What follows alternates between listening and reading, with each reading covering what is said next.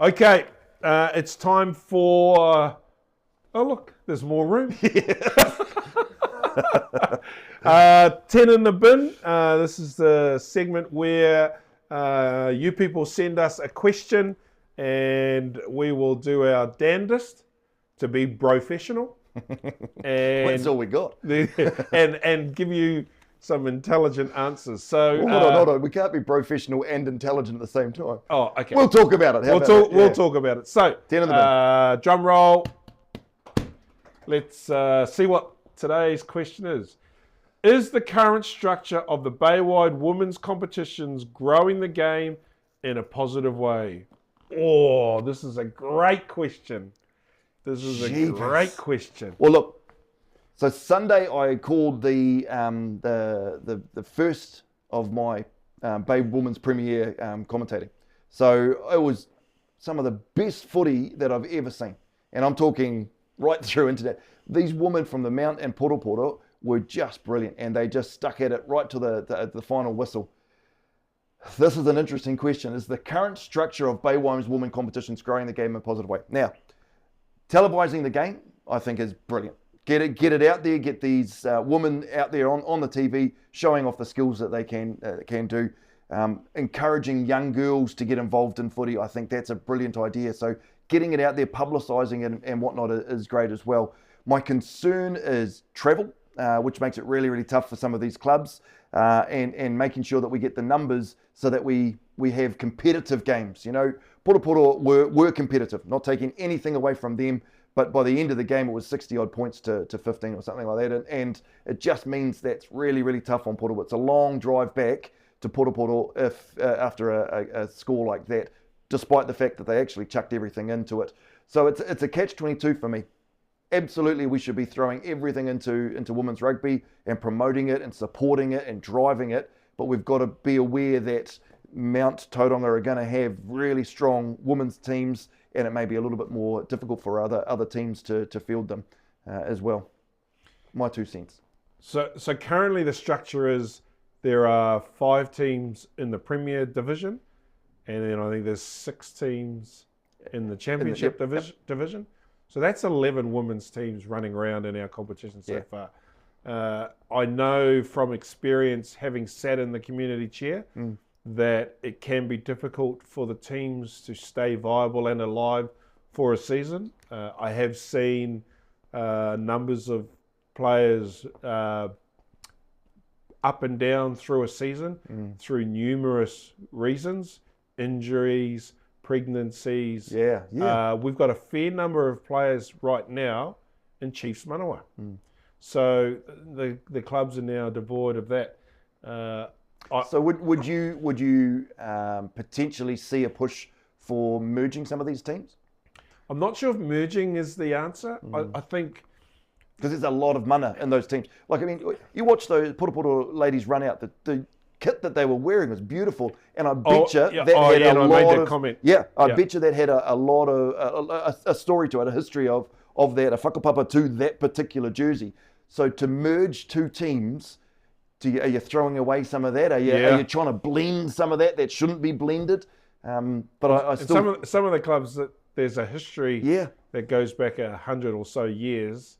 You know, there could be some disagreements over a certain piece of land or a certain person. And so I don't think merging's the answer.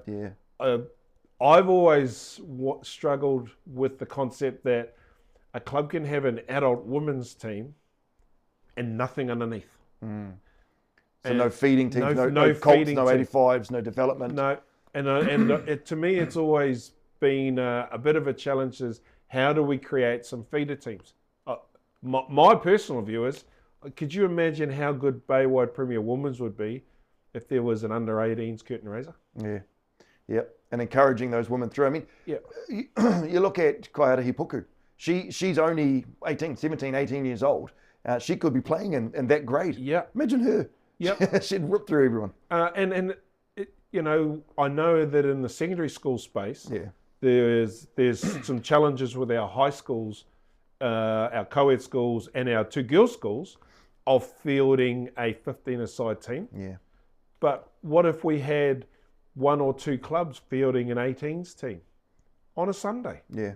They don't, that's one of the other challenges, because a lot of the girls at secondary school in that year 9, 10 space, they play junior rugby on a Monday because they're also playing netball on a Saturday and hockey on a Wednesday. Yeah. Kapahakas. League as well tucked in there somewhere. Leagues in there somewhere. And all of the codes want their piece of training flesh. Yeah. So they're all wanting the girls to train twice a week for the sport, but they're playing 3 sports, so there's only 7 days in a week. So there's got to give. Something that's it, and I think we just need to be finding more and encouraging more and more women to get into our sport and to give that sport a crack and grow and develop that so that we can have more competitive games, and being able to field teams like the Nongata team or the Mount Marlins team. You know what's been an absolute lifesaver for women's rugby? When Kendra Reynolds introduced girls rugby into the Ty Mitchell tournament. And it's 10-a-side Ty Mitchell rugby for girls. And we don't get those girls to go anywhere near a set of scales, so it's open weight. But ever since Ty Mitchell had a girls competition, that whole women's rugby layering has just started to layer in quite nicely. I still think there's a gap in that secondary school space. What happens after they break out of that Ty Mitchell, which is intermediate level, year 7 and 8, into junior rugby, which is year 9 and 10, junior girls. There's, in my mind, I'm thinking the senior girls space in secondary schools and the premier women's space, or the championship women's. There's that link, and I know that the data is saying that that's the area where they stop. Yeah, and you've also got to think, where they stop. Men and women take our game quite differently. I was talking to Corey Sweeney about when he was looking after the Blackfern Sevens, and he was talking about how different it is before a game, whereas you'll see a whole pile of guys sitting in their sheds, heads down, their own headphones on, going through their prep, doing what they do, thinking about the game step by step by step. Whereas the women often are in there, music cranked right up prior to the game, everyone's gelling and coming together. So we've got to remember, we're not trying to force a round peg through a square hole sort of thing. We want to develop the women's game. We don't want to develop women into the men's game. We want to develop their game and support them in what's going to make that better for them. Yeah, and I've witnessed that complete difference in behaviour when New Zealand Rugby hosts the Ignite Sevens at Blake Park. And they have all the boys' tents and all the girls' tents. And all the boys' tents, it's all serious. Yeah, they're all sitting there eating their bananas with their feet up. The girls having a party. The music's cranked up really loud and there's dancing and it's one set from Venus, one set from Mars. So look, I don't even know if we've answered that question, to be honest, but we've talked a lot about it now. I got one thing. Go on then. So I've joked about this a couple of times, so now I'm going to joke officially. Yeah. You ready to cut this bit out, Alex? We've got Opiki, which is a professional competition, but it's about 6 or 8 weeks long. Yeah. Then there's the NRLW, which is a fantastic professional competition. It's about 15, 16 weeks long. Yep. Now there's 52 weeks in a year, but there's no one sporting code or organisation that can contract an athlete, a female athlete, for an entire year, because we don't currently have a sport that's sustainable long enough to have them full-time training. What if codes collaborated? You mentioned something else about we were chatting the other day. Codes collaborate. Yeah. We sign the athletes for 12 months or 2-3 years, and they play this code for 15 weeks. They play this code for 15 weeks. There's a 30-week season. Yeah. Then they've got pre-season and post-season. You create a rep window. I'm not a CEO, but there's some potential opportunity. It would take some really big collaboration shoes to come together to sign these athletes. The only organisation that can sign athletes for 12 months of the year is the Blackfern Sevens and All Black Sevens. And the Blackferns 15s have only just started doing it now. But that's up here. What about the ladies coming through? That's the thing, is we need to be supporting that in that gap really, and getting them to carry on enjoying and loving our game. There's so many of our stars at the moment had to choose between Opiki and NRLW. Yeah. Why are we competing?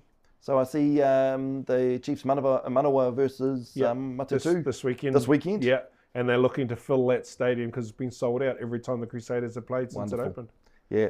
Look, that's a very, very interesting question, and I'll probably think about that on the drive home tonight too, because there's a lot to unpack just in that one particular question. But look, let's just agree that whatever we need to do is we need to continue to promote that women's game because it's so special. Absolutely.